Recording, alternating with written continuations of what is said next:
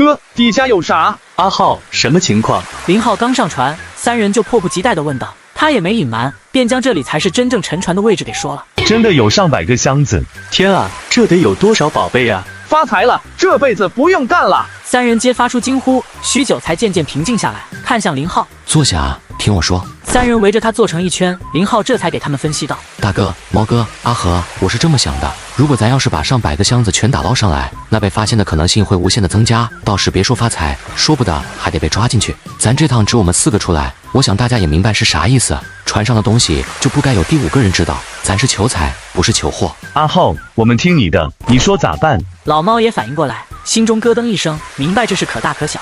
这底下要么我们全捞上来，要么我们一个箱子也不能动，否则以后肯定会有人发现。好在我们其他的箱子是在别处打捞的，所以我想着这次回去索性上报政府，倒不是求着什么嘉奖啥的，但这样可以把咱的隐患彻底消除。哥，那咱干脆谁也不说，就让这些还放在海里算了。林浩看了一眼三人，随即摇了摇头。第一，有被他人发现的可能性，咱上交国家不算啥，但给别人拿去我是不爽的。第二，我不是不相信你们，我是不相信我自己。咱扪心自问，知道这里躺着这么多的宝贝，咱回去能睡安稳觉吗？第三，做任何事都要取之有度，咱要是全搬回家，先不说会不会被发现，但确实太贪心了。这次是妈祖保佑，派来了大壮帮我们找到宝藏，但若是过于贪心，想来妈祖也会不高兴的。上升到了信仰问题，三人更是点头不已，个个面露郑重。那咱这就回去。猫哥，还是走海沟走一下，咱把箱子扔下去。老猫去发动机器，林平跟阿和去收锚，林浩拿了一根海参，走到船舷边，看到缓缓游过来的大壮，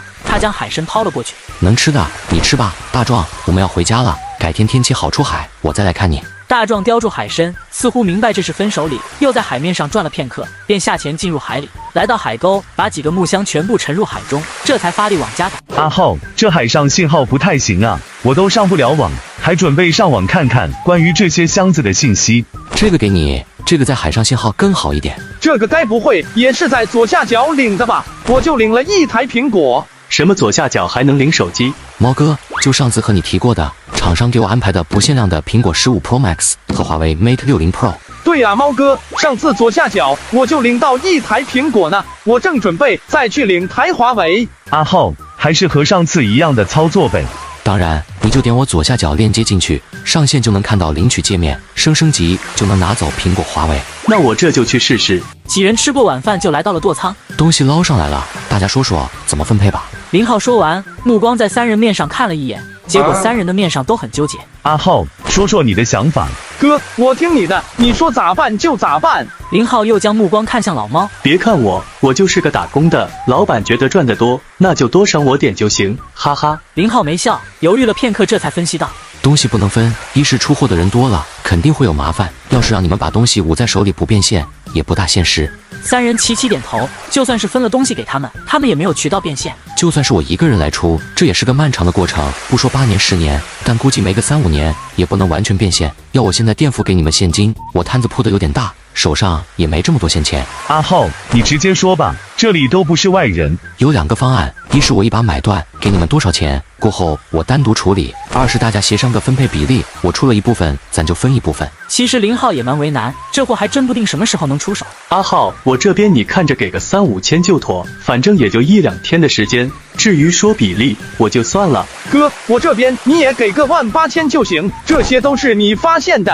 阿浩，这左下角确实够快，这华为我刚领就发货了。当然，我这可是加速链接，你去问问猫哥领到了没。林平犹豫了一下，他最难表态，因为他和林浩是亲兄弟，说一分不要，让另2人怎么想？阿浩，多少每人给1点，按比例分就没必要了。说到底，我们仨这趟也就是你顾着来的。林浩想了想，想到一个办法，看向老猫。猫哥，你这边有买房的打算吗？家里2个小子，房子肯定要有，我打算。那就这样，钱我就不分了，到时在市里给你们全部置办成房子，至于每人多少套，等我出手一部分再来定。给钱确实是不好给，分东西更不行。林浩想着，到时候给大家买几套房子会更合适。事情定下，林浩也放下了心。林平接着开船，3人则到了甲板上聊天。毛哥，船上用的放血刀好像都不一样，我们这渔船的好像更短些。还是分批次的，早1-2年，大家认为长些方便，所以那时的放血刀都蠢长的。还有在海上万一遇到事，还能拿来防身。更有一些船是专门打制的，而现在感觉太长没用，所以就比较短些。林浩画了个图案拿给老猫看，钓鱼船大多用的都是这种放血刀，在老蔡的船上你没见过？真没怎么注意。毛哥，咱这附近专门的远洋钓鱼船多吗？不少，我知道的就有7、8艘，但像老蔡这样专门租位待客出海的只有2艘，一艘是市里2个老板合股的。你咋突然对这个感兴趣了？阿和也看了一眼林浩，若有所思。没事，我就突然想到了问问。猫哥，你以前跟船有没有碰到跑路的跟船一起？以前常见，饭了事就跟船跑，还有在附近岛上做野人的。不过现在国家管控的越来越严，就少了很多。聊着聊着，两人就没了声音，没一会居然打起了呼。到村码头时大概深夜1点多，林平只得跑回家把板车拖了过来，用板车把东西搬回家。咋这个点回来了？这些是啥？爹，谁也别说，这些东西过后我跟你解释。林安国微微点头，便再度回了屋，想着等人散了再说。3人帮忙，6个箱子塞在里边。没人看见吧？没人，放心吧。4人忙完，皆是长舒了一口气。林浩拿出6块金砖，一人递了2块，自己收着，这个没有标记问题不大。家里要是没啥急事，你们就一直放着就行。有急事了，可以拿出来换钱，没路子找我。忙活一场，看到那么多金子，每人不分2块也确实说不过去。不等3人推辞，他又道：“拿着啊，快点回去。对了，大哥，船上的海货你明天一早拿去卖，钱你们仨分了就行。”等到3人离开，林浩没有急着洗澡，而是点燃一根烟，坐在床头想事情。啥东西？林安国再度进来，对于老子没啥好隐瞒的，便都说了。林安国愣了许久，似乎觉得不稳妥，又回到自己房间，把竹床板搬了过来压在上面。这可咋办？这以后家里哪能离得了人啊？爹，没事，没人看见，坐下抽根烟。阿和、阿平我是放心的，那个阿茂，爹也是个实诚人，应该没啥事，而且我也给了他2块金砖，4斤重呢。等这些出手，我再给他买2、3套房子。林安国先是摇头，继而点头，心中惊喜、慌张的情绪纷至沓来。海里捞的，还有很多，我不敢再捞了，想着汇报给国家，但一时之间还没想好怎么汇报。林安国没有急着走，因为回自己屋他也睡不着。大概值多少？有算过吗？有2箱价值我也搞不清，其他的每箱大概都在130斤左右，总共4箱，金价按110块算，也有2800多万了。要是全出手，我的大船定金就有着落了。林安国听到近3000万时，手中夹的烟一抖，听到后边说是买大船，神情倒是一愕，片刻含笑起身，回了自己的屋子。老子刚走，林浩拿出包里还揣着一坨金锭子，之前在海里有浮力，还没意识到重量，此刻拿手里发现非常重，估计有1-20斤了。原来是一个惊喜。只见底下是个4方形的玺印，上边则是一个展腾的龙钮，底下篆书写皇帝之宝4个字，幸好这4个字简单，不然林浩还真不一定认识。林浩困得不行，没心思研究，他将玉玺再度塞进包里，放在床头边，便开始睡觉。来到大哥家，就见夏蓉一脸的狐疑，一副想问又不好问的样子。阿浩，你们这次出海没有放网？没啊，这一趟也算是倒霉，刚到作业海域期网机就出了故障，我们只能在附近讨了1天的海。这是回来之前4人统一的口径。见他面色如常，夏蓉倒是渐渐的去了疑心。阿浩说的你就信了，快点吃饭。对了，大哥，那些海货卖了没？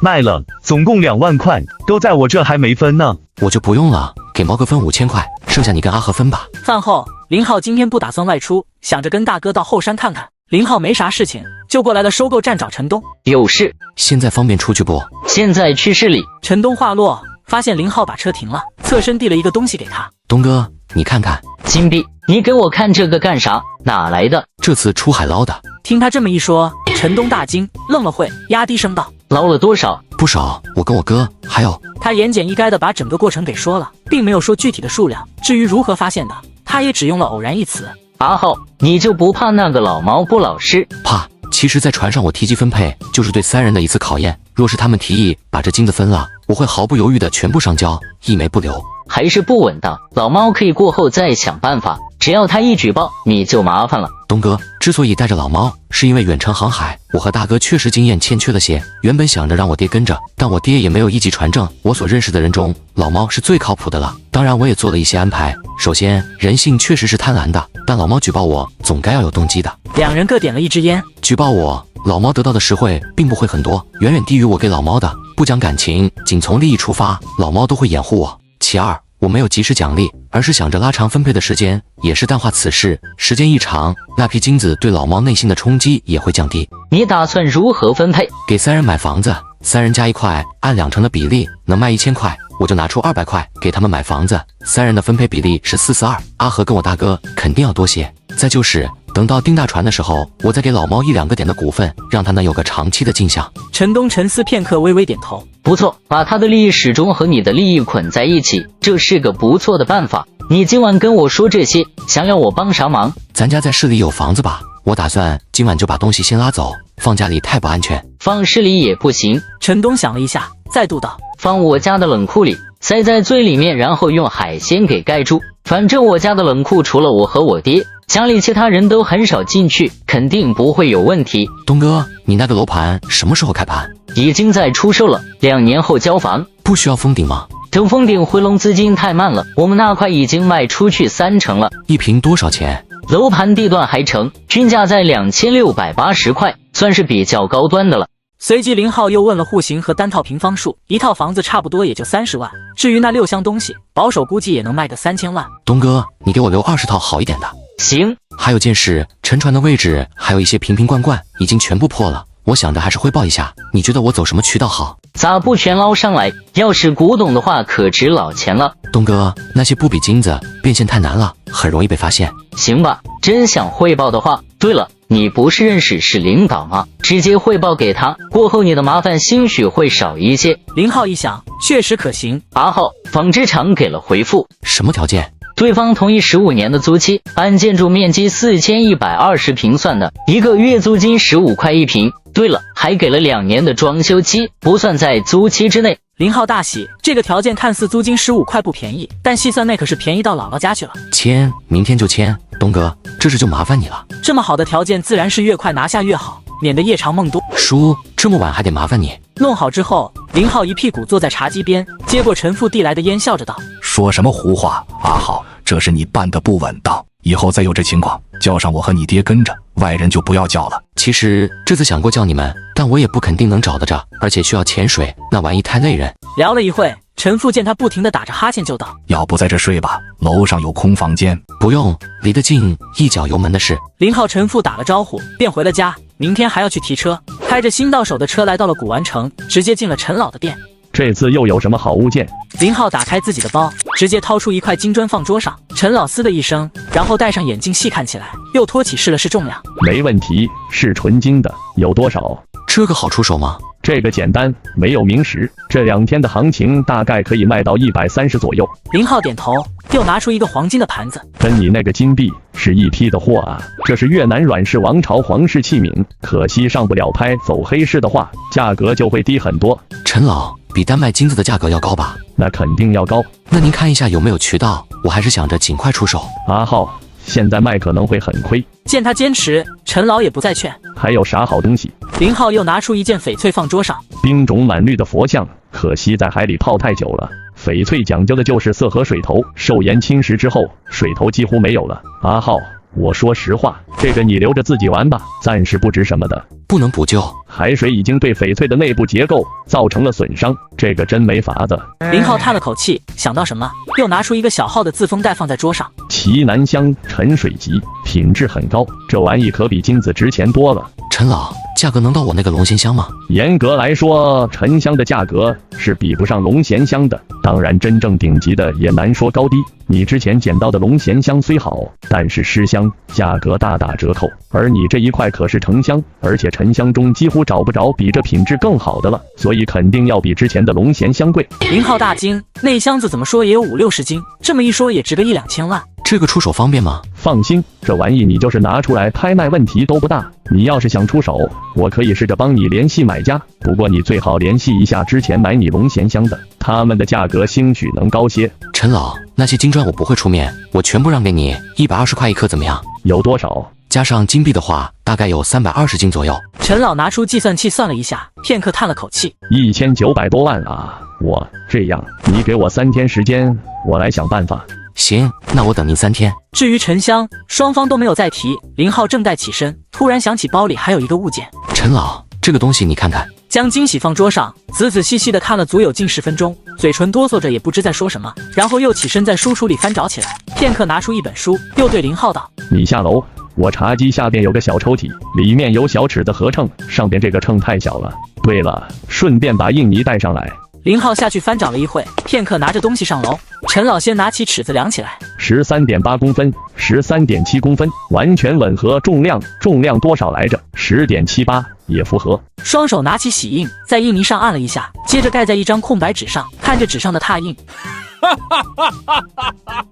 真的，肯定是真的。陈老，这是哪个皇帝的？陈老将东西放下，喝了口水，这才跟他分说起来。越南早先叫安南，10世纪以来经历了吴、丁、李等朝代。19世纪初，有个叫阮福应的，在法国传教士的支持下，推翻旧朝，成立了阮朝，并上表当时的大清嘉庆皇帝求封。嘉庆帝封其为越南王，所以才有了越南之称。这个金玺就是阮朝所刻，乃是当时的正玺，也是阮朝的权力象征之一。你这东西要是让越南知道，肯定会想尽办法赢回国的。陈老，你说这玩意见不得光？肯定见不得光啊，不过碰着可靠的人也可以出手。陈老，您觉得这玩意能值多少？不好估，这要是碰着越南的富豪，我估计2-3千万都有人要，但若是国内交易，400-500万顶天了。两人又聊了会，陈老送林浩下楼。阿浩年龄大了，所以有些事你尽管放心，宁愿办不成，我也不会瞎办。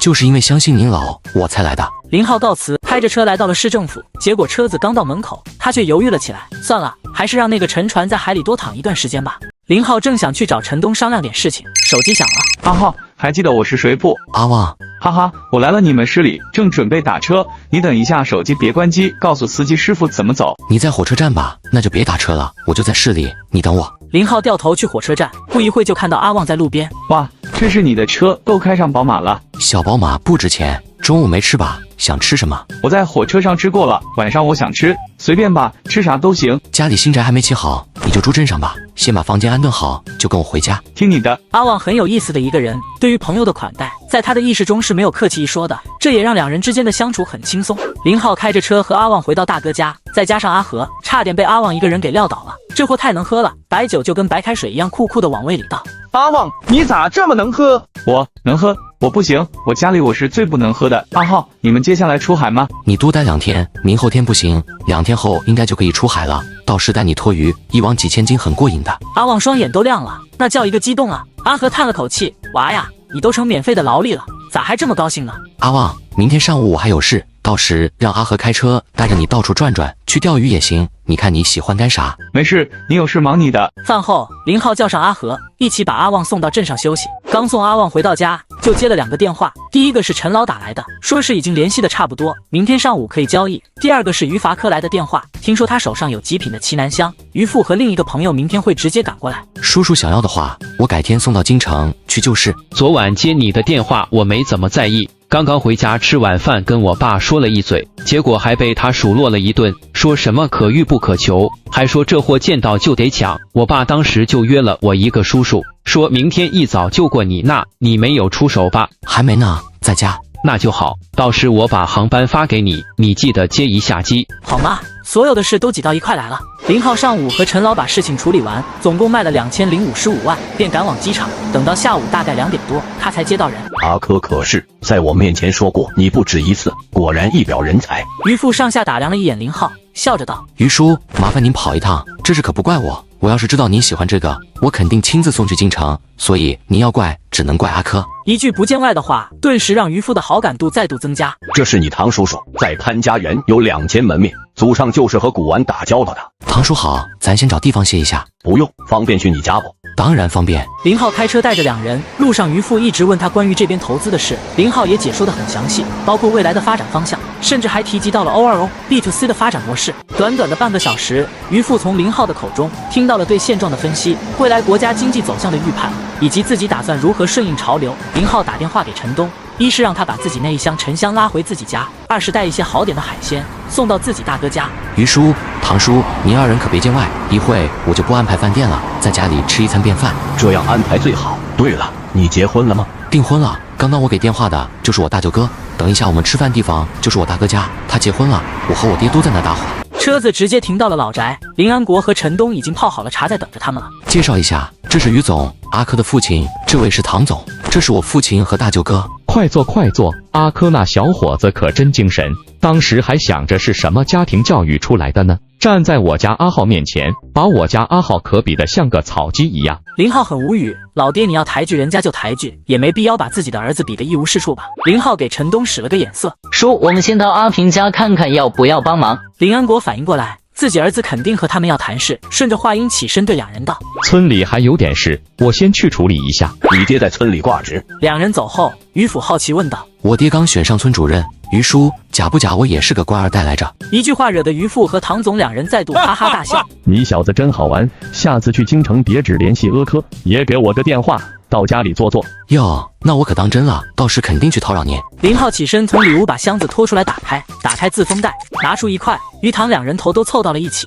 细看起来，先是手感，接着是闻味。其实沉香在常态下的香味机不可闻，但多少还是有一些的。看着看着，唐总的手都微微抖了起来，语气激动道：阿浩，烧一点闻闻。唐叔，我不懂，你看着来。家里有薄铁皮吗？牙膏皮也行。有，我去拿。林浩把东西拿了过来，唐总便把刮下的沉香末盛进铝箔纸上，用夹子夹着放在蜡烛上加热。渐渐的，一股子乳香随着热气蒸腾，刚开始淡淡的，接着越来越浓，那股子甜香能直透人的四肢百骸里，香味入鼻，就像是嘴里塞了一块大白兔，甚至比那个甜香味还要浓，还要纯正，但却丝毫不腻人。怎么样？奇楠香，市面上找不到比这个成色更好的了。知晓渔父不会压价，老唐实话实说，这个时间够久，保存的不错，纯化的也极好。渔父沉吟片刻，称了吗？还没有，于叔，我要留2筷子，剩下的您可以全拿去。那你联系个称，现在我们就称。林浩打了个电话给陈东，差不多半个小时，对方送了一个精细的小电子秤来，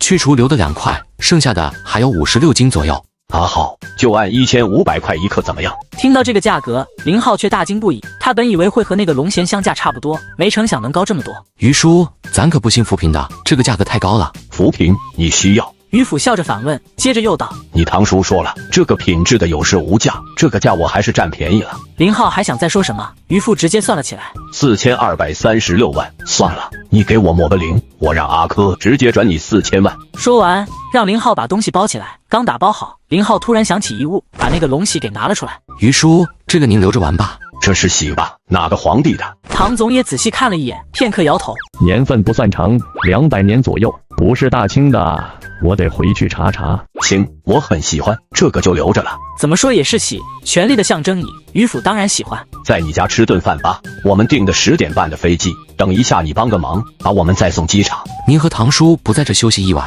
这次来的匆忙，明天还有事，等阿珂那个水上乐园搞好，到时我再过来。林浩不好再挽留，领着两人来到大哥家。刚到大哥家，饭菜也正好上桌，比在京城吃的海鲜味道好。这是啥鱼？真嫩。斗昌，这鱼的性价比很高，价格不算太高，口感没得说，我爱吃，所以让东哥挑了一尾。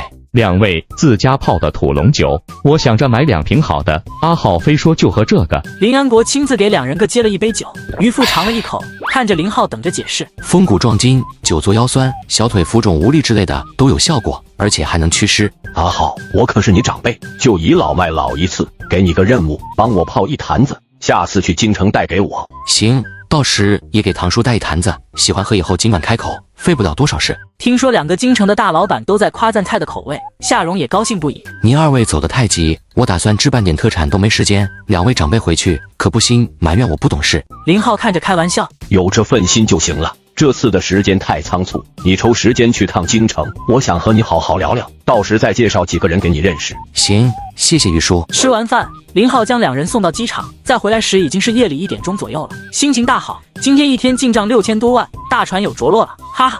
翌日清早，林浩倒是一早就来了宾馆接阿旺。先说好，赶海很累的。没事，我在老家赶山也不轻松的。对了，阿浩，我是最后1学期，没啥课了，我的毕业论文也通过了，本来是要实习的，但我肯定是回老家发展，所以大概4月份就回去，要不到时你和我一起去我家玩。看情况吧，如果不忙我就去。两人说着车子停在了大哥家，阿和也在。拿上东西，我们去赶海。哥，是带锹还是带铲子？都带着。3人并没有去沙滩，那地方没啥好捡的东西，直接到了泥滩土。阿浩，咱挖螃蟹吗？阿旺一脸兴奋地问道。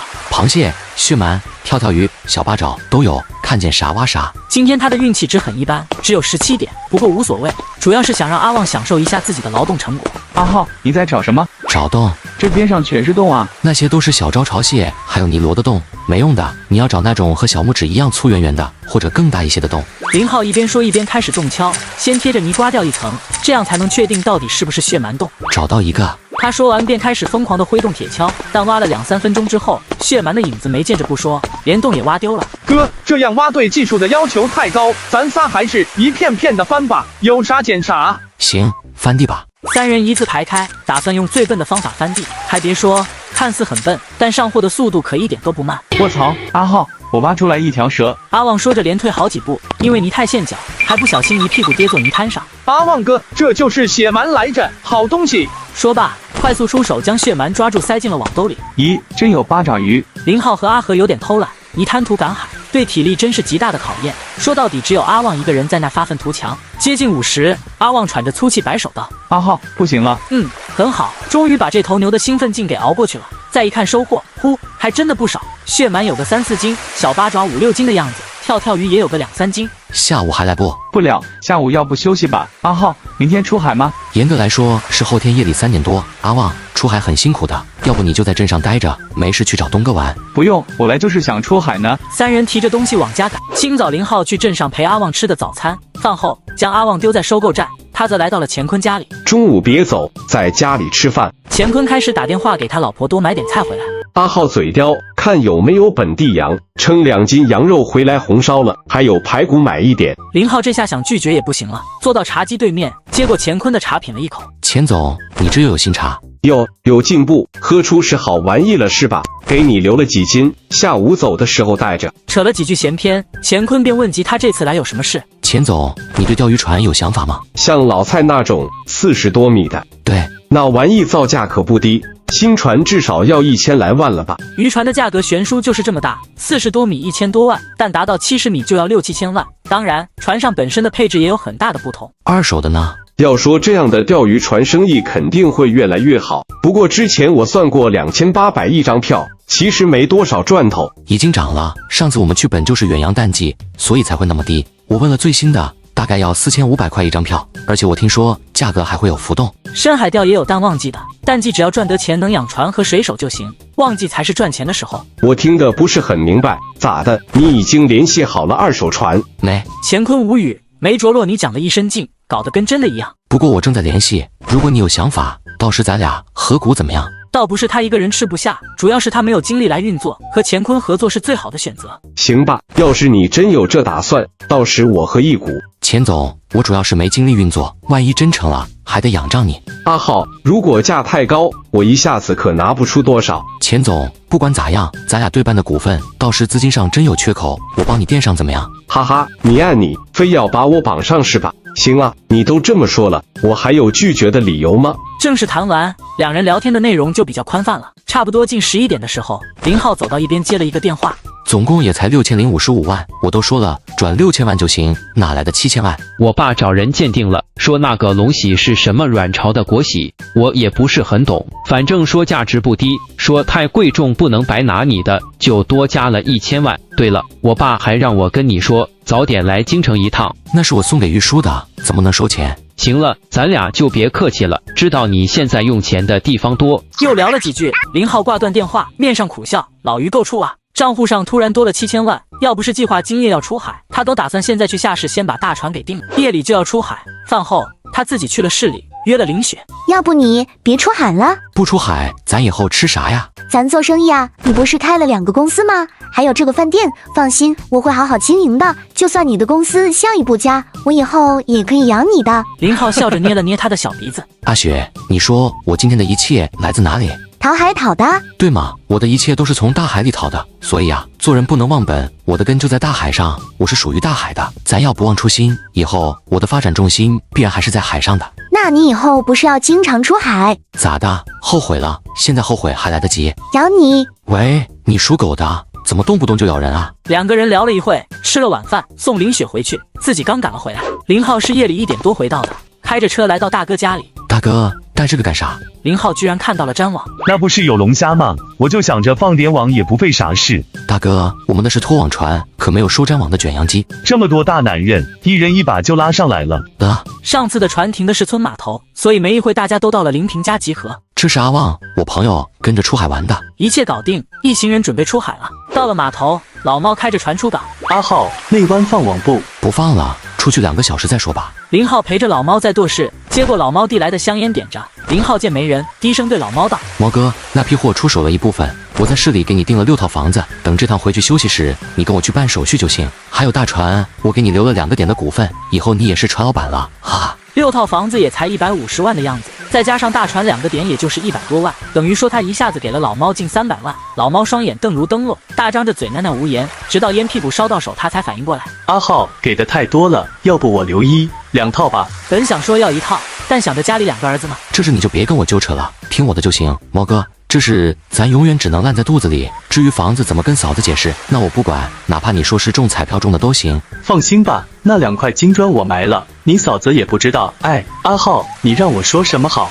真的没帮上啥忙。阿茂船长，咱就别客气了。我说过，你跟着我，我可以保证，以后小钱肯定不会缺的。这还是小钱呢。老猫笑着摇头。突然他又想起一事。阿浩，我们市里好像要组织一次比赛，你听说了吗？听到一些。你又听谁说的？我老婆娘家有个亲戚是渔业局的，也就前2天去吃饭，他知道我是跑船的，所以提了一嘴。听说这次搞得很大，具体说说。好像是国外和市里一起赞助的，第1名好像有100万的奖金呢。说是分2个赛道，捕鱼和钓鱼，到时会遍邀各地的钓鱼高手，还说那边也会派人参赛。报名有啥讲究不？这我不知道，好像暂时只是个意向。怎么，你想参加？也是，就你这运气，100万到手轻轻松松，哈哈。跟老猫聊了一会，林浩这才走到甲板上，找到阿旺，这小子勤快地帮着一起归置东西呢。阿浩，啥时候下网？阿旺一脸的急不可耐。刚刚听阿和跟阿策说经常爆网，他是不信的。乖乖那么大的网还能爆，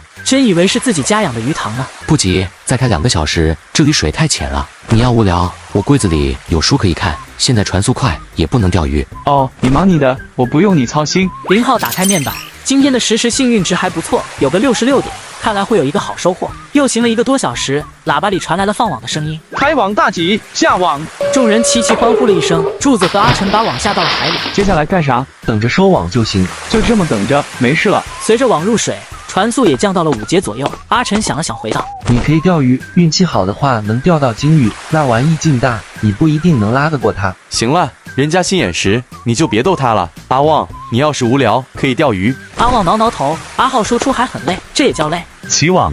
阿旺扒在船尾一边，想要近距离仔细看看起网的整个过程。片刻，网囊上来，看着足有3吨的样子。阿旺有些郁闷。负责收网的阿和与阿杰。阿旺，你来。阿旺不客气，上前用力一下把绳子拉开。随着哗哗的鱼落下，阿旺激动的哇哇大叫：卧槽，都是青衣！不对啊，这青衣怎么就头是青色的？柱子挠头不解。老猫拿起一尾细看了看，这就是青衣。林浩也拿起一尾，外表看，除了颜色与青衣几乎别无二致，而这个鱼鳞只有根部泛起一点点青色，剩下的地方全是透明的。这青衣得白化病。林浩通过系统了解了，这种鱼学名叫邵氏猪齿鱼，青衣的学名则叫舒氏猪齿鱼，一字之差，且2种鱼属于同科同属。这一网货相对较单一，青衣有个2吨半的样子，能卖个20多万，也算是开门红了。卧槽，满网的青衣，发财了！丢下一句话，然后又屁颠颠的跑去控船了。天啊，这一网咋这么多？阿旺看着堆成山一样的鱼货，震惊不已。这还算少的，我们一网拉过5吨多的，网囊都装不下。哈哈，开门很红啊，第1网就大爆了。行了，别扯淡，快干活。柱子，你跟阿杰先把网放下去。老猫吩咐着大家开始干活。这鱼咋不养着？我看很多都是活的。上次卖鱼时不是说了，活鱼更贵吗？见粪捡好一筐就直接入了冷库，阿旺有些不解。鱼太多，活仓很难养活，而且这地方水深有60米了，鱼的内脏多少都受损了，除非一个个放弃，但那不现实的。人够多，鱼货也好分拣，所以1个来小时就结束了战斗。接下来就是休息，等着起第2网。林浩见他们又聊上了，便来到舵室。阿浩，这次要不要绕开那个岛？林浩看了一眼 GPS， 犹豫片刻道：不用刻意绕，航线调整一下，我们往北一点。3言2语，2人把航线定了下来。林平在旁边的纸上记录一下，又在 GPS 上重新标识了一番。大哥，你下去转转吧，我来掌会舵。林平点头，起身让开了位置。差不多下午3点多，起了第2网，网中大部分都是3刀鱼。阿浩，这里水很浅，收拾好玩，老猫来到舵室，看着水侧移皱着眉头，咋这么浅？不正常啊！这里咱第一次来，应该是前身的一块路基，过去就好了。只是这么浅，咱的网可是已经下海了，应该没事吧？之前我们也在内湾拉过，那就早点收吧，再拉1个小时，过了这片区域咱就收，顺便检查一下网。行，听你的。原本打算吃完饭先休息一下，现在看来要起网了，可能是因为水浅，结果这一网上来之后，网囊瘪瘪的，估计也就1吨左右的活。这一网拉的时间短。林浩毫无失落的情绪，每一网的收获有起伏太正常了。他主动上前拉开了网兜绳。我操，都是石头！阿和看着落下的东西，瞪大眼惊呼：“这太不合常理了呀！”不是，全是石头鱼。柱子说着，还不由自主地后退了一步，显然对这玩意的厉害有一定的了解。别上手，离远点。见阿旺不知深浅的就要捡起一尾来看，林浩赶忙大喝制止。咋了？这有剧毒！阿旺猛地后跳了一下。那咋办？全部扔回海里，很贵的。阿晨极为平静地回复了3个字：阿和，我买了好几个夹子，去拿过来。在本地，石头鱼的价格与老虎鱼不相上下，都在150块左右1斤，属于顶端的海鲜了。千万不能用手，所有人都得用夹子。哥，夹子不够。阿和拿的夹子只有5把，而眼前有8个人，剩下的人搬货，这玩意能养活，放在货仓里。还不错，这一网看着少，但价格高。大哥，这玩意也聚群吗？搞不清楚，极少见到成群的，但一般都生活在浅水区，估计也是因为刚刚那块路基比较浅所致。管他呢，反正进了咱的网，就是我们的收获，嘿嘿。老猫来看了一眼，同样惊愕不已。大家分拣好之后，并没安排人休息，因为再过一会就得又起网了。不过第4网上来时，一船9人看着渔网的情况，居然集体的骂起了娘。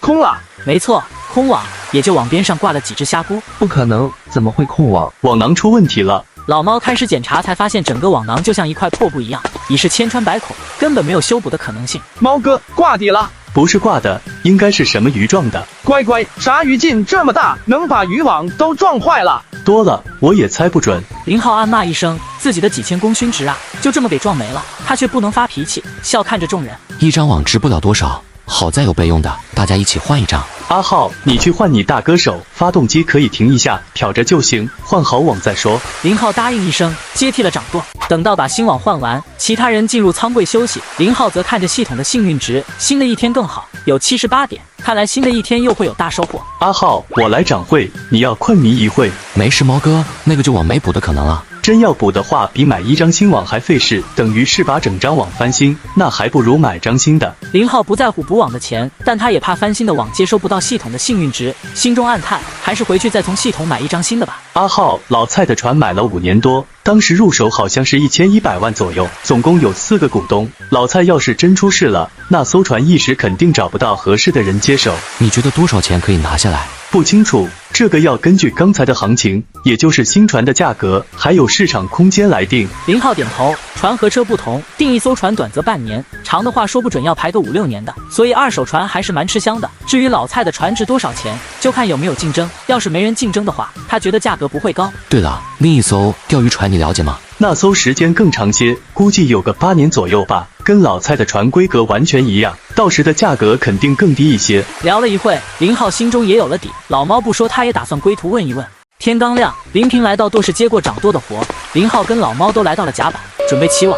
妈的，网又破了！一向好脾气正在收网的柱子见此，也冷着脸破口大骂：妈的，别让我知道是什么东西干的！大家的心情在这一刻跌落到了谷底，等于说这一张网如果破的不能用，那么大家只能打道回府。等到网囊再度上来，老猫苦叹一声，再度检查了一下网，随即对着林浩缓缓摇了摇头，比上一网破损的更厉害，根本没办法用了。随着这句话落，大家的目光齐齐看向林浩。还有5天的好天气，我们现在全力赶回去，大概需要14个小时换上新渔网过来，我们至少还有2天半的作业时间。老猫提出自己的想法，这也是最为合理的建议。我赞成，这就收锚，大家不要下船了，船到了我下船买了渔网就走，反正淡水和油料都够。林浩有些犹豫，现在回去他根本没有合适的机会把系统的渔网拿出来。突然他心思一动，大哥，你不是带了粘网吗？那玩意有啥用？纯粹只是碰碰运气。林浩今天系统的幸运值可是有78点，系统不可能在2张网都破损的情况下给他78点的幸运值。还有鲍鱼、海参、马粪、海胆。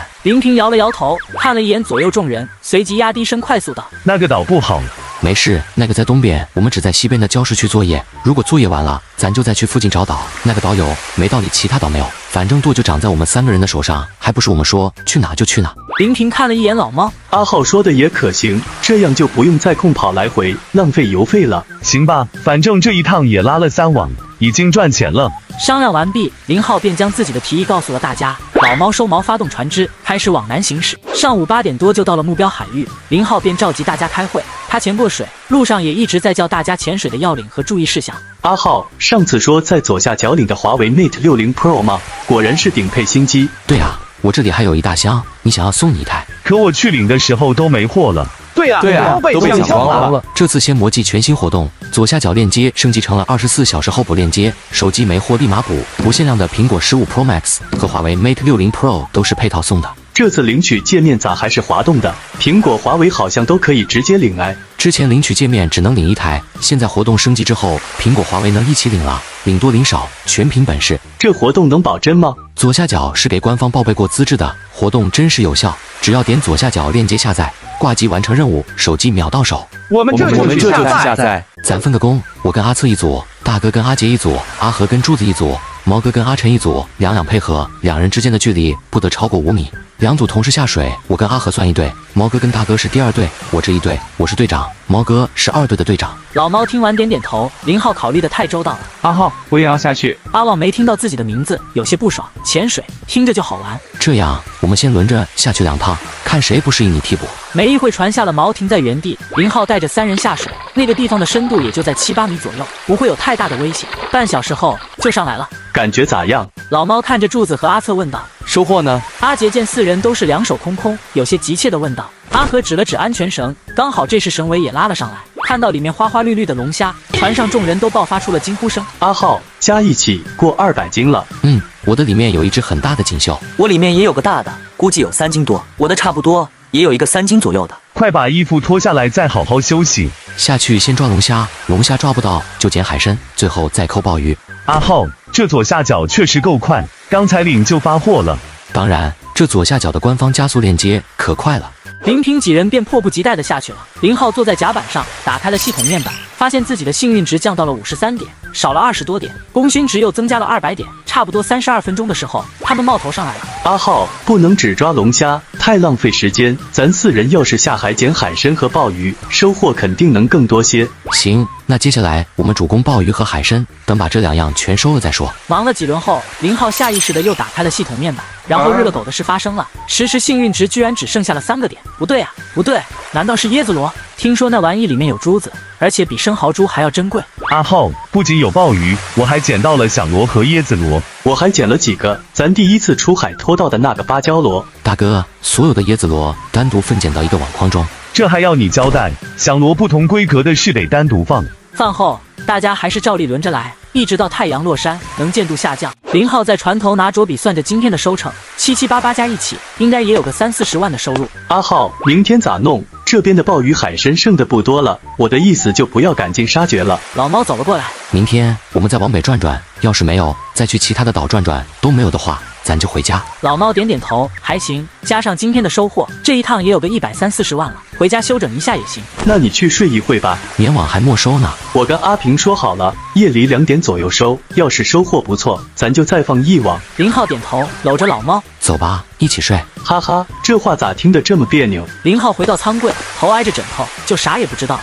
猫哥，你起得很早。没，也刚起来。林浩找到大哥跟阿和，昨晚2人值的夜。你们去休息吧，等网收上来。不用，人足够，年网没啥难的。听他这么一说，林平跟阿和也不再坚持，回去休息了。很快船就开到了浮漂处，林浩和柱子2人合力开始拉网，网头出水的那一刻，我天，全是海货，快拉，别让他们跑了。柱子瞪了他一眼，还不上手帮忙，网太重。阿策跟阿杰这才反应过来，4人合力脸憋得通红，也才拉上来一小段。不行，空网还行，看来是爆网了，网太长，根本拉不动。老猫也跳下舵时看了一眼，随即目光又移到船上，似乎是在寻找工具。有了，阿浩，把网挂到吊臂上，我控制着吊臂摆动，这样虽说很慢，但省力。林浩点头，再度用力把网拉到吊臂上挂着，随着吊臂的摆动，网被拉上来了几10米。我操！天啊，平哥真厉害，咋想起把粘网带上的？阿浩哥，咋跟咱捕蛇头鱼一样？众人的惊呼自始至终就没有停过，太壮观了！全是密密麻麻的海货，1/3全是龙虾，接着就是19公、老虎鱼，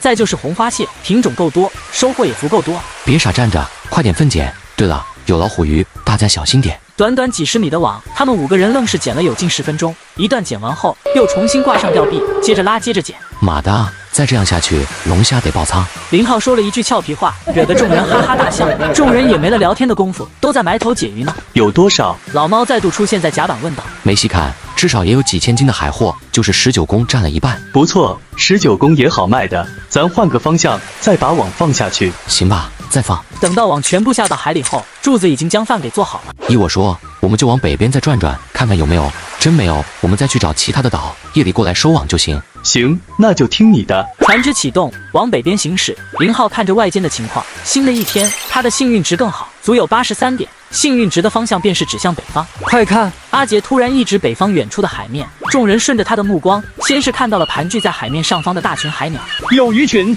接着就看到那片的海面，不时有鱼低空跃起，离的距离有些远，但也能看到是啥鱼。快把船开过去！阿成赶忙跑向舵室，通知正在调舵的林平。阿浩，你说咱的网是不是就是这些家伙干的？很有可能。马大，那这些就是咱的仇家，对待仇家可不能手软，兄弟们抄杆子。他的话落，所有人都进了舱里，没一会便将6组鱼竿全爆了出来。拿啥做饵？阿晨，去冷库搬一筐杂鱼上来，今天我们就看看谁先破龟。不找鲍鱼了？开玩笑，那万一捕一条够咱挖半天的鲍鱼，况且还把咱的网给撞坏了。不一定是他们撞的。我说是他们就是他们，快点！对了，你们用放流竿，不要学我用路亚竿。船离得稍近些，老猫当先开口。是侵占鱼群。所谓的侵占鱼，学名是青鱼，有点像马鲛鱼，只是个头上要小很多。当然，林浩的目标自然不是侵占鱼，而是正在捕食侵占鱼的其余群。乖乖，这么大，能拉得过它吗？恰好有一尾跃起，阿杰看到那巨大的身影有点怵。没事，咱人多。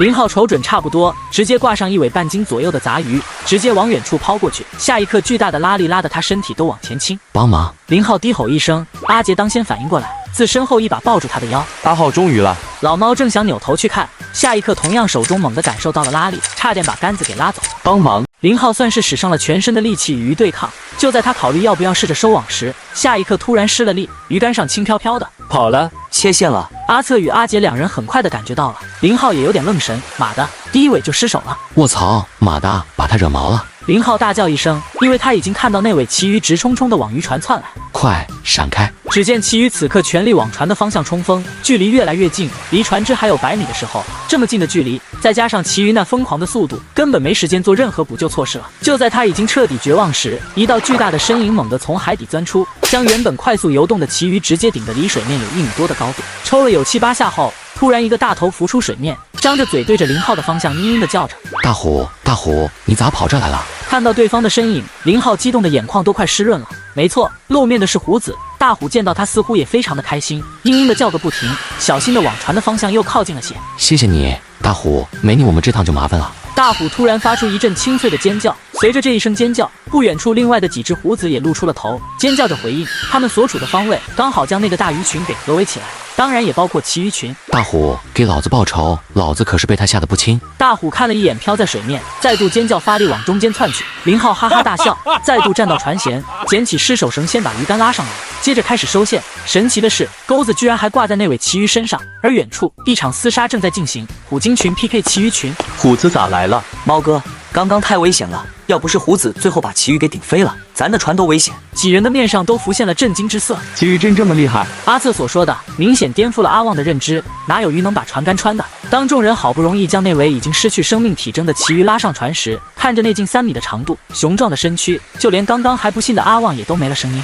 这是旗鱼，咋这么大？老猫叹了口气，眼望远处还在布阵进攻的虎子道：“得亏虎子来得及时，不然现在咱都得想办法游泳上岛过野人生活了。”猫哥，你见过么大的吗？没有，这跟我们之前捕的不一样，这是黑背旗鱼，比我们之前捕的那种背鳍要稍小些，但它的个头也是所有旗鱼中最大的一种，据说能长到1000斤，但我没见过。现在这一尾就是我见过最大的了。猫哥，这么大的鱼不好卖吧？难道你们家杀只牛，还就指你们一家人吃啊？没成想，阿旺理所当然的点头道：“那当然一家人吃。”林浩没忍住笑，现在几乎可以确定，咱的网肯定就是这帮家伙干的。来，搭把手入库。林浩的目光则一直注视着不远处那片的水域，一直波涛光涌，水花四溅。林平此刻也来到甲板上，这场战斗持续了有近40分钟，水面的动静才渐渐小了下来。没一会，胡子排成一排围着他们的渔船转了一圈，嘤嘤地对着林浩叫。林浩看到三虎的头部向下一点的位置有一道大口子，叹了口气，直接跃下了水，游到了三虎的身上，踩着胸鳍好不容易坐了上去，手在伤口边上轻轻地抚了几下。下次注意点，受伤了记得来找我。林浩又游到了大虎边上，摸了摸他的大头，太萌了，想抱一下。接着再度爬到他的背上，真想双腿一夹，大喊一声驾！大虎，等一下你要帮着我们打捞旗鱼，那玩意很值钱的，咱商量一下，21天做5行不行？说完嘿嘿一笑，翻身入海往船上游。阿旺的一双眼珠子都快凸出来了，自己看到了什么？阿浩，这是你养的，我能下水跟他们玩吗？除了我，其他人不能靠近。林浩回了一句，又扭头对胡子道：去吧。见胡子往刚刚战斗的地方游去，林浩又对猫哥道：把打捞钩拿出来，我们去打捞旗鱼。真的。得到肯定答复，林平赶忙去发动船只，2套打捞钩刚拿出来，就见胡子顶着一具其余的尸体浮出水面。林浩接过钩子，用力一甩，确定钩中之后，几人合力拉到船边，用绳子拴住尾部，挂到吊机上，直接吊进尾库。说是21天做5，但胡子愣是把战利品全部顶了上来。总共有13尾。等到全部入库之后，林浩叫众人把几筐杂鱼全部搬出来，他抛洒喂了2筐。大虎嘤嘤的叫了2声。行吧，你们去玩，今天歇歇了。哦，对了，还有件事，这片海域有个海龟叫大壮，是我小弟来着，以后见着了不准欺负他。大虎嘤嘤了2声，下一刻又是一道长长的尖叫，叫声停止，他当先沉入水中。这是鲸鱼吧？咋这么听话？阿浩，你教我。阿旺，其实这事我也说不清楚啊，我都闹不明白，胡子为啥能听懂我的话，让我怎么教你？阿浩，我都不想回去了。他感觉这2天过得太新奇了，不仅是海货带来的视觉冲击和满足感，还有现捕现吃的美食都让他欲罢不能了。行啊，你不是要回去当干部吗？甘孜是自治州，像阿旺本身就是藏民，而且还是大学生，当下并不多，所以回去根本不用考，直接就是体制内的。我就是感慨一下，说的也是，我这样一个优秀干部，国家太需要我了，所渔民有些屈才。林浩轻踹了他一脚，不会聊天就闭嘴。这小子还臭美上了。今晚的海面很平静，风都变得温和起来，拍打着礁石，就像是母亲的低喃。轻轻摇晃的船只变成了一个大号的摇篮。林浩先在甲板上巡视了一圈，阿旺跟在他身后，目光不时地打量着海面。阿浩，好多鱼，还蘑菇粒呢。林浩很自然地回对了一句，然后2人都愣了一下。阿旺，你在家还赶山？赶啊！我从小的学费就是我自己赶山赚的。我兄弟4个，还有2个姐姐。阿爸阿妈很辛苦的，不过现在好了，我4个哥哥都结了婚，我姐也嫁人了，都是顶天立地的汉子，所以我阿爸几乎不用上山了。那你们赶山一般收获有什么？多了，一般都是药材，像天麻、黄芪、党参、川木香之类。我阿爸说，他年轻时还会捕雄鹿、熊胆。鹿茸很值钱的，现在不行了，都列入保护动物。不过这2年听说冬虫夏草和松茸的行情很好，勤快点总能有收获的。林浩笑了笑，我要是去甘孜玩，你带我去赶山吧。冬虫夏草蚁，那可是被誉天下第一仙草，不说采多了卖，采点野生的回来自家留着吃也好。那你要不就4月底或5月初去吧，我先带你采冬虫夏草，大概能采个10来天，找不到草，我们就去采松茸。行，到时我有时间肯定过去，不过我要是住上个10天半个月，你该不会撵我吧？阿旺突然变得很愤怒，你这是啥话？咱藏人最是好客，也最为珍惜朋友，别说10天半个月，你就住个3、5年的都没问题。淡定，跟你开玩笑听不出来啊。聊了2个多小时，2人再度去巡船，重点就是看一下活舱的给养设备有没有罢工。这次的收获几乎全在活舱里，可不能出半点问题。林浩踏踏实实的睡了个好觉，等他起床，精神好的不得了。往下去了吗？下了，不过也换到了北边，就在我们船不远处。下就下了，反正今晚肯定还在这里。明天一早咱往西北方向，看能不能碰到能赶海的小岛。边赶海边往家走。对，不必再往南跑了，要是收获不佳不划算。他夜间睡之前就看了今天的幸运值，很一般，只有22点，估计抓不到什么新的好货。我先下水了，再坐着又犯困。下午2队人又轮换着下去了4次，夜间收的粘网收获同样不错，更多的是杂鱼，倒也收获了好几尾的石雕。清晨开着船，终于要离开这个岛了。这个岛真不错，咱给它起个名字吧，要不就叫宝藏岛。此话一出，阿和、老猫和林浩3人异口同声说不行，其他几人一怔，这反应也太大了。可叫宝藏岛有些夸张，我觉得就叫鲍鱼岛吧。从这个岛上撬了有几千斤鲍鱼，叫鲍鱼岛名正言顺。离家只有2个来小时的航程，到了码头是上午11点，下午3点多才卸完货，回到收购站。我妹在市里设计图快完稿了，明天有时间我们刚好去看看。行。龙虾、鲍鱼、海参、响螺之类都得分规格，忙到近6点钟才将所有的规格分好。接下来就是过秤，等到一切弄好，陈东开单子，青衣总共5240斤，57块一斤；三刀鱼3420斤，居然只有75块一斤。东哥，这3刀的价格不对啊，咋比之前还便宜了？首先你卖的都是活的，这一次全是冰鲜的，75的价格不低了。林浩无语，他倒是想养活的，但也要有那条件才行啊。郁闷，这一下子可是少了近10万块呢。石头鱼共2272斤，现在是145块一斤。再就是旗鱼，因为这次都被胡子编了尸，所以品相上不算好。13尾总共5720斤，一斤是145块；19公4200斤，单价有41块；鲍鱼7100来斤，平均也有100块左右；海参1200多斤，平均摊到了140块；海胆一斤175块，也有个1400来斤；螺300多斤，一些杂螺有1000来。至于100来斤的椰子螺，还有几个芭蕉螺，林浩没让上秤，其他钱照例让陈东转账，拿现金把老猫他们的提成给结算了，又让每人带了点鲍鱼和海参回去。大家回去好好休息，下次出发时我会提前给你们电话。阿浩，要不我明天去买2张网，顺便把拖网给装了，不用你操心，我打电话让柱子来帮忙就行。毛哥，明天你也没时间，你得跟我去市里，网我会买好通知你。老猫晓得明天去市里是啥事，咧嘴一笑，又跟阿旺聊了几句，这才回家。林浩掏出1万块递给阿旺，你干什么？阿浩，你这是看不起我？阿旺大怒，拔腿就想跑。行，不给你了，回来。阿旺这才回来。阿浩，这趟玩很开心，我明天也要回去了。要不多玩2天，明天我带你去下市。不了，该回去了，你要记着到我家乡去玩。林浩也不再挽留，问了阿旺，他不愿意再去村里吃饭。林浩只得嘱咐陈东晚上帮忙招待一下。林浩留的东西比较多，光椰子螺就有2筐，3人开着3轮车回到大哥家。帮我搞点海水，椰子螺不养会死。知道了，刚好鲍鱼也要养，这事不用你交代。林浩又对林安国道：“等一下，我去镇上收购站吃饭，你跟我一起。”林安国摆着手，正想拒绝，又听林浩补充说是陈父叫的，他这才点头答应下来。洗完澡，林浩跟老爹2人走着过去，他正想和老爹说一下老秦反应的问题，结果手机响了，一看来电是陈总。我听阿东说你回来了，现在有时间吗？陈总，你啥时这么客气了？有什么事尽管交代就行。你估计出海了不知道，还记得之前我们跟的钓鱼船吗？船长叫老蔡，你还有印象吗？林浩刻意停顿了一下，心中隐隐泛起喜意，语气带着点不确定道：“你说的就是你朋友是股东的那艘船吧？怎么了？你和叶总他们又打算出海钓鱼？钓啥鱼啊？船长都没了。老蔡咋了？”老陈就把道听途说的内容跟他普及了一下，说什么老蔡容留协助在逃人员，反正说的那叫一个玄乎。这么严重？陈总，你那个朋友没想着捞人？我就是听他说的，原本也想捞来着，结果一听情节这么严重，我那朋友也就不想了。这事我也帮不上多大忙，我倒是认识市里的一个骗警，要不我帮着打听一下。但陈总，咱是自己人，我就实话实说，人家领导估计连我长啥样都忘了，这事我没办法求告上门的。嗨，你想哪去了？真要想办法捞人，我也不会让他们来找你的。是这么一个事，就是我那个朋友跟另2个股东商量，估计是打算把船卖了，我就想问问你有没有想法，有想法的话我帮你递个话。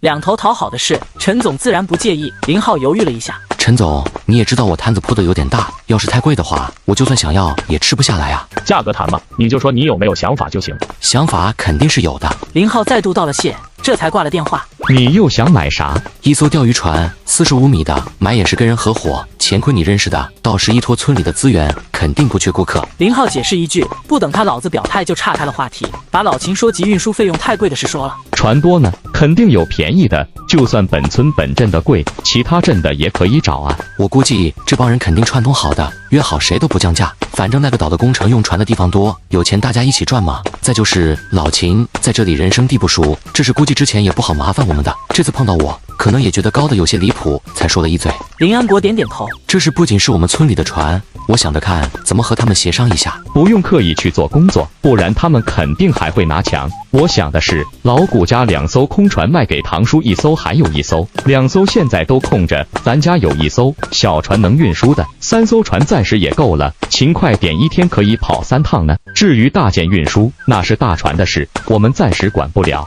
等到我们把价格降下来，他们的联盟就不告自破，到时肯定会压价竞争的。林安国笑看着他，谷家，你堂叔家可都跟你不对付，你愿意帮他们？哎，老谷家1个儿子被抓了，1个儿子估计短期也回不来了。堂叔家2人全进去了，有仇也是过去的事。反正运材料也不用作业，1个人跑就行。老谷本来就是操船的，堂叔，不会可以学，也可以雇人。我觉得一趟的价格定在1200块比较合适，一天跑3趟，还能挣个近2000块，很好了。阿浩你真长大了，就听你的，明天我来办，咱家自己的船先不参与，看看村里其他船有没有愿意的，没有再说咱自己家的。父子俩在路上就把事情给商量好。第二天上午，林浩来到大哥家，陈雪已经来了，正在和嫂子聊天，见他进来便问道：放的早餐吃了没？吃了。林浩笑着回了一句，又看向夏蓉道：嫂子，今天去市里，你要不要一起去看看？对啊，嫂子，到时咱俩去逛街。我哪走得开，家里还有一个小的，中午阿远还得回来，得忙他们吃的，你们去吧。林平刚好从屋里出来，听到老婆的语气，也明白她是想去的，想了想道：我跟老太太说一声，中午叫爹和阿远去阿和家吃一口，苗苗我送到村下边爹娘那，让他们帮着带1天就行。见自己男人开口，而且安排的还算稳妥，夏蓉更为异动。刚好林安国回来，林平将此事说了。你们去你们的，村子里这么多家，哪家不能吃？就在刚刚，林安国去了谷家把运输船的事说了，老谷硬拉着不让走，推辞不掉，就答应中午在他家吃饭，到时把老张也顺道一起叫着，还打算去临海东家一趟，把用船的事给说了一下。老夫家的那艘船加上自己家停滞在内的小船，总共就有4艘了。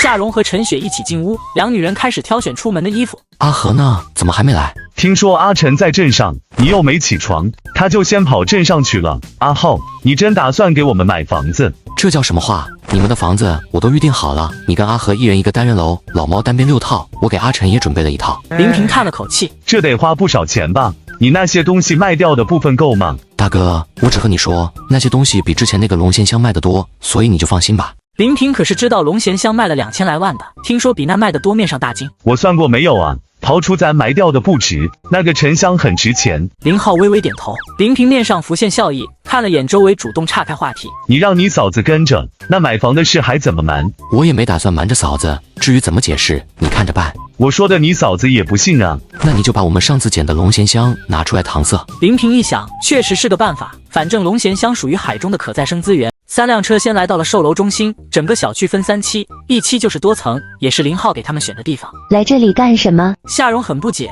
问了句旁边的陈雪。林浩要给你们买房子，房子我们自己买，要阿浩花什么钱？夏蓉说着就打算去找林平问清楚，结果被陈雪一把拉住了。嫂子你别急，大哥也不会让阿浩吃亏的，等他们忙完你再细问。林浩则是带着几人看房子，先看的是阿晨的，让他自己挑。阿浩哥，我不会挑，你帮我挑一套吧。林浩看了一眼整个模型图，指着西北角的一幢道：阿晨，金3银4，楼层就挑3楼吧，这一栋最好，2期3期即便建起来也不会挡着采光，115平，大3室，以后就算是自己住也够了。阿晨没意见，林浩便让他先去办手续了。接着是老猫的6套房，全部挑在了一个单元楼内。林平跟阿和就简单了，一人一个单元楼，只要选好哪一栋就好，所以差不多中午一切都弄好了。中午在这一起吃饭，下午你们想逛逛就逛逛，不想逛就让阿和送你们回去。午饭是陈东安排的，怎么说林浩也是大客户来着，一下子卖出31套房，真金白银的到了账。安排好所有的事情，下午的时间，林浩都在跟设计公司的人讨论方案。对方的方案缺少了一丝新意，几个大包厢的装饰，我需要有家的感觉。虽然没有10墙分割，但也要分出来客厅和餐厅。所有包厢都得要有独立的卫生间，还有隔音这块，我的要求比那些 KTV 还要高。主院落用来停车，但后边的小院子除了2-3个车位外，我需要一些花草的点缀。记住，后院要单独设计楼梯，等于说后院进出的人是不需要穿过大堂的。房间的主色调不能用金色，太俗了，全部复古一些吧。这是个大工程，而这个设计公司跟装修公司本就是一家，所以听得很细心，答应5天后再给一版设计方案。陈东晚上还得请人吃饭，陈雪和林浩一起去了酒店。于姐，我们1是没精力，2是真不懂，这边你以后有啥事跟阿雪商量着来。行，阿雪挺和我眼缘，我们以后肯定能配合得很好，你们就放心吧。那我就从下个月上班。可以，保底工资就按6000来算，年底6%的分红，于姐您看行不？于芷彤微微一笑，我挺看好这个饭店，既然谈到这块了，我也就不客气，我不要保底工资，分红我要10%。林浩一愕，随即反应过来，这是人家在秀肌肉呢，明摆着告诉林浩自己有能力挣更多。要知道6000一个月，1年就是快，而分红增长的4个点，等于总利润要达到180万以上，他才能多赚这7万多块。听您的，等赚了钱，咱到时就多开几个，打造连锁品牌。只要第2个店一开，到时我就给您分股。怎么，你还打算上市？林浩也不知道现在有没有上市的餐饮公司，笑了笑道：目标嘛，可以远大些。我还有一个食品加工公司，到时以咱酒店的品牌发展一个包装食品，流通全国。于芷彤只是开玩笑，没想到林浩居然是这个回复。一直保持淡定的他，此刻也难免有些火热。如果想要连锁化经营，那就不能是人管人，企业文化要尽快形成，规章制度也要细化。在这块我的能力有限，我看能不能找人帮着一起弄。那就麻烦于姐了。饭菜没吃多少，倒是聊了有2个多小时，一切谈好。于芷彤居然提了一杯，祝合作愉快。第二天一早，陈雪开着小宝马回了家，林浩和陈东2人直奔下市。这次来是？骆仁泰故作矜持地问道。骆总，我就是想订一艘75米的船，说实话，这些我也不懂，你要不给我一份配置表？骆仁泰听到他这么说，心中又是一凉，感情又是来逗人玩的。林总，上次也说过，这船我们暂时没有出过一艘，所以具体的参数也没有现成的。要不你提要求，我们跟着你的要求生产。林浩也不生气，苦笑道：骆总，我要能说出参数，就自己拿出来了。这么的吧，我先付定金，咱再协商具体的配置。你说真的？见林浩不像作假，骆仁泰的脸有些发烫，高兴之余又有些不好意思。林总，刚刚我的态度。骆总，咱就别把关系扯远了，到时您看能送点就送点，能便宜就给我便宜点。郑仁泰让他们稍等，转身出去没一会，接着船厂的总经理也来了。林总，你放心，这样的单子你交给我们，是对我们的信任。我向你保证，除了成本一分不挣。那就谢谢领导了。那建造周期这块，我们肯定加班加点，不过合同还是得签30个月的。2年半的周期，林浩想了想便同意下来。他这次格外干脆，没有谈总价的情况下，就交了2000万的定金。他相信下船需要这艘船的订单来打广告，价格上肯定不会开太高。15天之内，我会把船舶的具体参数发给你，你这边大概多长时间能回复？行与不行，最迟1周。事情谈好，中午在船厂里吃的饭，饭后2人没再逗留，开着车回了家。阿浩，是不是太随意了？我还想着咱俩去省城的船厂去看看呢。东哥，差不多了，这样的单子他们肯定会放在第一位的，交货期限上就有保障。那行，我回去给你卡里先转200万。陈东接了个电话，便跟他说急了比赛的事。比赛的事定下了，听说是分成2部分，捕鱼和钓鱼。每一轮第1名都有100万的奖金，第2名到第5名20万，6至10名10万。具体说说。林浩其实并不是很在意，先听听，如果到时全是国内比赛，自己没时间就不参加了。3月底捕鱼比赛，这个算1轮，只要有船就可以参加，限定的海域也足够大，限定的船是34米以内，具体的作业时间我还不知道。第2轮是4月初，钓鱼，这个分2回合，一回是近海钓，然后是远洋钓，综合渔获价格评估成绩。报名有要求吗？捕鱼比赛的报名费一艘船5000，钓鱼比赛的报名费则是每人1万。林浩微微点头，不管什么比赛都是有成本的，花个5000块来博100万，肯定能吸引不少渔船参与。至于钓鱼比赛，只要宣传得当，总会有大把有钱有闲的钓鱼爱好者来尝试的，纯粹就是玩。报名什么时候？已经可以报名了，你确定要参加？奖金才100万，太耽误事，算了，我还是不参加了。你这样说话很容易挨打，知道不？林浩翻了个白眼，继续开车，不想理这货。来到大哥家，发现有好几个壳都掉了。他上前一个个的检查，刚迈脚突然感觉有什么东西硌脚，只得蹲下身捡起，拿起对着灯光细看，顿时惊呼出口：我操！林平听到动静跑过来，看到老弟正在对着灯光看什么，同样惊喜道：真有！林浩也才看清珠子，很圆，直径没有1厘米也差不多，通体橙黄色，非常的漂亮。他默默打开系统看一眼估值，系统定的是50万。给我看看。林平的声音把他给叫醒了，他将珠子递到大哥的手里，还问道：大哥，你之前见过吗？只是听过，说这玩意特别的贵。林平嘴里回着，双眼一眨不眨的盯着珠子，好一会感慨道：真漂亮。夏蓉也听到动静，看到珠子那是喜欢的不行。哪个螺开出来的？不知道，我从地上捡的，估计是跟着壳一起掉到地上了。林平一听，又转身回屋拿了手电，赶快再找找看还有没有。3人低头就在那附近找起来，片刻林平大喜道：还真有！不行，这个不能这么挂了，万一滚掉一颗就亏大了。林平捡拾的这一颗与之前的那颗差不多大，林浩没怎么犹豫就递给了嫂子。这颗你留着玩，千万别弄丢了，非常贵。我不要，你全部留着。林浩不好往嫂子手上塞，转手递给了大哥。你拿着，剩下再有我就全收着了。行，那我就留一颗。再找找，肯定还有。不过这次3人找了很久，差点就要拿铁锹翻地了，也没再找到一颗。阿浩，这样吊着不是办法，要不开吧，反正螺壳咱留着也没啥用。这个壳是好东西来着，大哥，要不掉低点，底下用什么东西接一下？林浩想着，这个壳其实是很好的工艺品来着，等以后游客多了，这东西即便不卖，送人也是极好的礼物。他刚说完，手机响了，老朱来的电话叫他去喝酒。大哥，剩下的你来弄，我去赶个饭局。林平连叫了几声，林浩还是脚底抹油溜了。林浩来到老朱家里，彭老六已经到了。你们天天这么晚不是办法，赚钱是为了享受生活，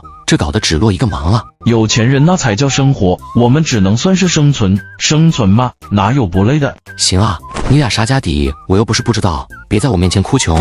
你们要想办法安排，不然以后咱再开分店，难道把你们劈开一个店扔一块啊？阿浩，开新店暂时不急，现在镇上有一家在装修，位置就在咱之前看的那2间地基，开价很高的那家。对，就是你想买的那2间地基，刚购房已经搭好了，我估计最多还有1个月就能开业。林浩沉思了起来，模仿的成本极低，当你的生意火爆有竞争也是必然的。我有2个办法，一是会员卡，主打充值功能，充500赠100，充1000赠300，把这个活动给办大一些，争取在对方没开张前，我们先吸一波资金，这样我们就有了基本盘。二是，对了，现在啤酒多少钱1斤？两人正听得起劲，被他这一问差点没反应过来。冷场片刻，老六回复道：我们卖的是雪晶和蓉橙，雪晶1块5，蓉橙2块。林浩眉头皱了皱，这个价格带也没拉开呀，低的不够低，高档的压根没有。进价多少？去除框子押金的话，雪晶进价8毛2左右，蓉橙1块1毛多。老朱负责采购，对于这些价格记得清楚。把雪晶的价格调整到1块钱1瓶，蓉橙不变，